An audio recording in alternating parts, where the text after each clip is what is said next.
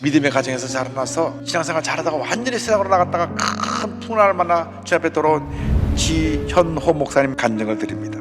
지금 올리브 선교회를 만들어서 선교사님을 섬기고 중보기도 제자 훈련을 하고 있는 귀한 목사님이신데, 원래 독실한 기독교 집안에서 자라난 착실한 모범생이었는데 초등학교 6학년 때 영웅처럼 여겼던 아버지가 뇌종양으로 쓰러지시면서 반신불구가 되고 말도 못하는 상태가 되었습니다. 그래서 온 가족이 아버지 건강을 위해서 40일 동안 간절히 작정기도를 드렸는데, 기도가 끝나고 난 후에 아버님이 천국을 가셨어요. 그 도저히 어린아이 이해할 수가 없었습니다. 어떻게 우리 아버지를 이렇게 데려가실 수가 있나. 너무 충격을 받고 방탕한 삶을 살기 시작했습니다. 그런데 과부인 어머니가 외삼촌이 신장이 나빠서 위독하게 되니까 신장을 이식해 준다 그럽니다. 그래서 술 먹고 돌아서 난리치면서 엄마 절대 신장 떼어주면 안 된다 그러는데, 어머니가 언젠간 너도 십자가의 복음을 알게 될 날이 올 것이다, 아들아 너를 축복한다, 그 말하고 신장을 떼어줬어요. 그 수술 후유증으로 40대였던 어머니가 2년 동안 지팡이를 짚고도 허리도 펴지 못하고 제대로 걷지도 못했습니다. 그런데 고난이 거기서 끝이지 않았습니다. 하나밖에 없는 동생이 음주운전 차량이 그냥 동생 몸 위로 지나가고 죽어버렸어요. 더 그냥 분노가 가득하게 됐어. 내가 이 인생 쳐 죽인 사람 죽여버리겠다. 어머니가 날마다 눈물로 기도합니다. 그저 하나님은 내 마음 아십니다. 그리는 모습을 보면서 이해할 수가 없었습니다. 완전히 알코올 중독에서 완전히 삐뚤어져 나가는데, 어머니가 교회에 가서 1대1 양육 성경 공부 좀 하자고. 안 한다.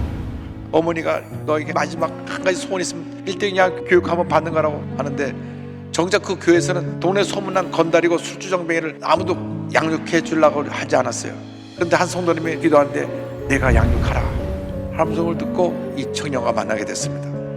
만났는데 눈물로 기도하면서 이렇게 말했습니다. 주님, 제가 죽어서라도 이 형제가 살 수 있다면 도와주세요. 거기서 마음이 녹아지기 시작해요. 그때부터 말씀을 공부하고 기도하고 회개하면서 완전히 새 사람이 되었습니다.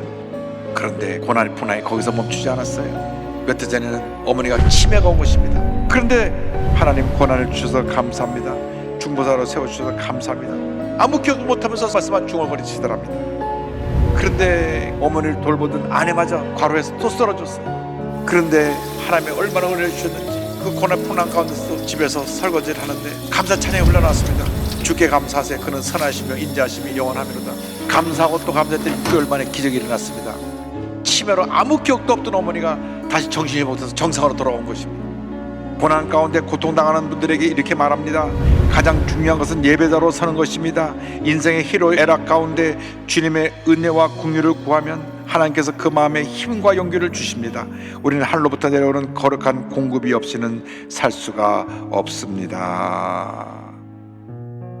여러분, 고난의 풍랑은 누구에나 다가옵니다. 아무리 풍랑이 거세도 주님을 바라보고 나아가면 우리는 승리하는 삶을 살아갈 수가 있습니다. 주님만 바라보고 나아가는 여러분 모두가 되기를 바랍니다.